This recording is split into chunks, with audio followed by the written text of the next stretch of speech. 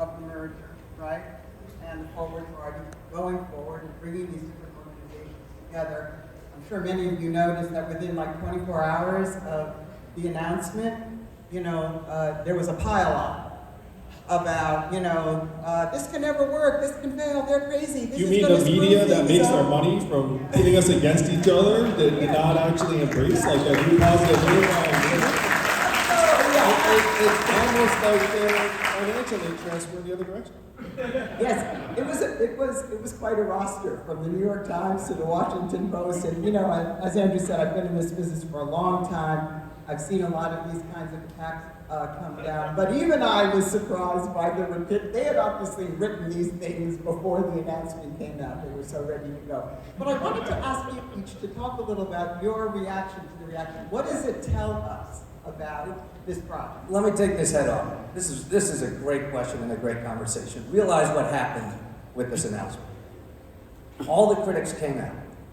These are critics who don't punch down, right? They don't waste their time punching down with people that can't compete with them. They punch sideways. The threat was real, and frankly, the criticism validated the independent movement. Absolutely did. And then I want to point out something else. Watch how the criticisms come out. How does it happen? Jim Acosta asked James Carville, what do you think about this? And he says, it's a stupid idea, one of the stupidest ideas I've ever heard. Jim Acosta was asking one of the leading Democratic strategists over the past 3 decades how he felt about competition. What do you think he was going to say? Okay? You can go critic by critic by critic by critic. Where is their orientation? Their orientation is in a legacy party, or their orientation is in a dogmatic ideological movement. Ask someone that is actually part of the majority of the country, the 40% of America, that has declared their independence from any party. Ask those people, what do you think about an effort to coalesce people around a celebration of diversity and of solving problems? What do you think about it? And if you get somebody from that point, you don't get the answer you get from James Carville, and you don't get the op-eds that you see in the New York Times. What you get is a thank God somebody's finally doing this. You can tell I get excited about this because the criticisms are garbage. And eventually what happens is they will realize this is not a movement where you just get to criticize Andrew Yang or Governor Whitman or David Jolly, because that's not what this movement's about. When they go overboard on their criticisms, they're criticizing you. And they're saying you're not allowed to exercise your politics. You're not allowed to exercise your franchise. How offensive is that? That we have leaders in media and politics that suggest you're wrong. 40% of the country, the majority of the country, is wrong. And our minority, the 23% today that identify as Republicans, or the 30% that identify as Democrats, somehow they have all the answers and they get to criticize you. It's garbage. It's a garbage moment. It's garbage. And I think that's all I got to say. Hey, you were ready for that one. I welcomed it because it said, just as David said, it said they were scared.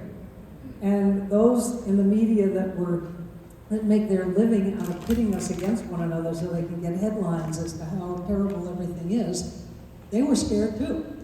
And so that's a good sign. It means we were right where we needed to be. I used to get asked all the time, my measure of whether I was doing something right or wrong was if I were getting attacked from both sides, I was right where I needed to be. Because you're never going to make everybody happy. Not everybody's going to agree with every issue in exactly the same place, and that's what we're about.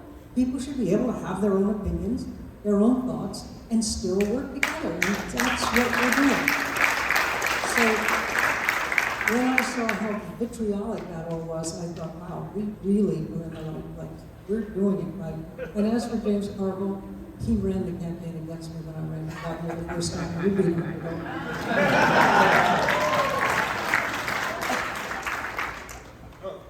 What I got from the criticism was a deep-seated sense of insecurity among the current legacy parties that if people had a meaningful choice, that they would still stick with the current options. You know what I mean? Like, there was like this real sense of like, oh no, Like, we can't let people think they actually have like a legitimate alternative, because if they did, they would stop voting for us. And when you get these criticisms, you know what the most prevalent one is spoiler. And then you're gonna mess it up. You're gonna mess up our perfect system that's functioning so well.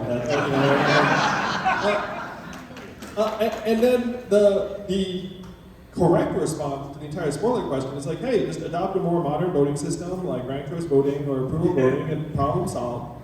And you know what no one ever says? Oh, thank you for suggesting that. Like, I really into that. That really would solve my concern. Because they're not at all concerned about people being able to vote how they choose or not messing up the purposes. They just don't want competition. Like, no one ever is like, oh yeah, more modern voting method really would solve the problem, right? So you can tell how disingenuous the criticism is, because it really is put out by people who are getting paid by the status quo.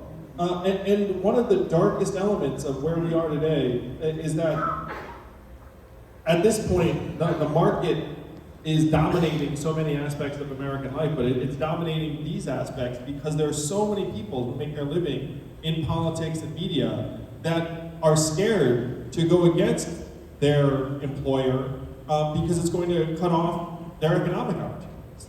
I mean, I think it was something Upton Sinclair said, like, you know, it's very difficult to convince a man of something if his living depends upon the opposite. And that's what's happened with a lot of the folks. A lot of people, by the way, I'm friends with, and I like to respect. The other thing you have to know is that they'll say one thing in a public setting, and then they'll say something completely different individually. You know, that happens all the time. And so if you're privy to that, then you realize just how superficial the media-driven narratives are, because people are running scared. They can sense that the natural popularity of the status quo and the current legacy parties is slipping away by the day. And then if people had a genuine choice, they would seize on it.